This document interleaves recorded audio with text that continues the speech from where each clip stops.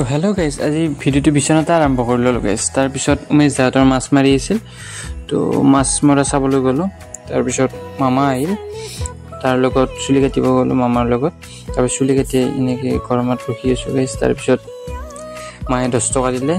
তাৰপিছত মই আমাৰ কাষৰ দোকানখনলৈ গ'লোঁ।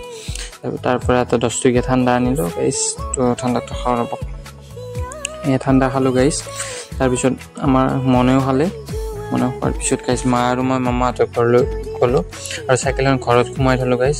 আজি গলিয়াত যাম ৰ'ব, এয়া মাইনা ওলাইছে, মানে মাহীহঁতৰ ঘৰত যাম।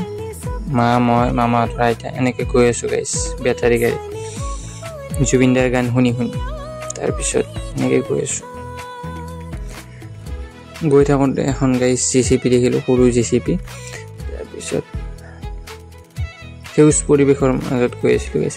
তাৰপিছত ট্ৰাক এখনত লিখা আছিল, হিংসা নকৰিব এদিন আপোনাৰ হ'ব, আৰু জুবিনদাৰ ফটো এটা। এনেকৈ গৈ থাকোঁতে গাইজ গৈ পালোঁ মাহীহঁতৰ ঘৰ, আৰু গৈ পাই লগে লগে খাবলৈ দিলে জিলাপি, চাহ, মালপোৱা এনেকৈ খাবলৈ দিলে।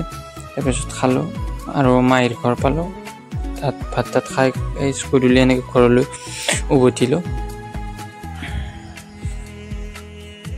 আৰু ঘৰ পোৱাৰ পিছত গাইজ মটৰ, কুৰকুৰি এনেকৈ খালোঁ। আৰু গধূলি উমেশ দাহঁতৰ নাৰায়ণ পূজা আছিল, তালৈকে গ'লোঁ। এয়া বামুণে পূজা কৰি আছে গাইজ, সত্যনাৰায়ণ পূজা। এয়া চন্দন দা, ৰ'বক আপোনালোক দেখুৱাই দিওঁ, ভালকৈ পোহৰ উঠা নাই ৰ'বক, আগৰ পৰা দেখুৱাই দিওঁ।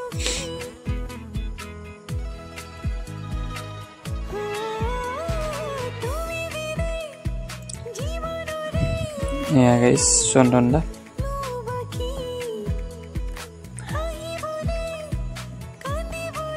চন্দন দা আৰু সিফালে চন্দন দাহঁতৰ বৌ বহি আছে। তাৰপিছত এয়া সৌৱা উমেশ দা বহি আছে আৰু বামুণে গাইজ পূজা কৰি আছে। তো আপোনালোকে তাৰ পৰা আশীৰ্বাদ লওক। এয়া চাকি জ্বলাই থৈছে গাইজ।